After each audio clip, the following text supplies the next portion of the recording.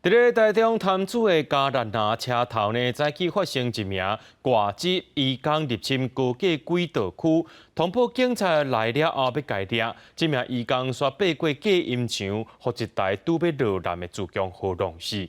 这场意外也造成17班的车帮万分。目前警方也正在调查这死者的身份。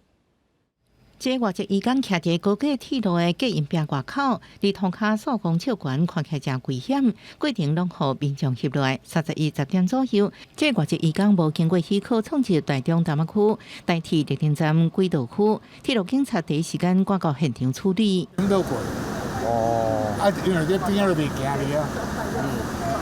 人警察嘛无啊，嘛拢无，只要来警察，一定嘛有警察。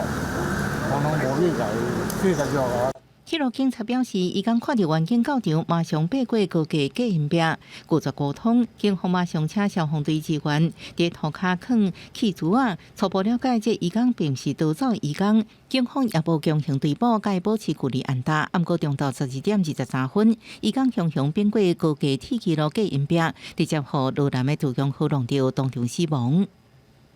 该民众于12点23分许，突然翻越高架隔音墙，冲入轨道区，遭南下117次自强号列车碾毙。警方表示，死者身份依然在调查当中。两条移工的自强号驶到彰化观音站停车，接受警方修正，这事故造成17列次火车万分，最后伫下晡1点20分恢复通行。记者综合报道。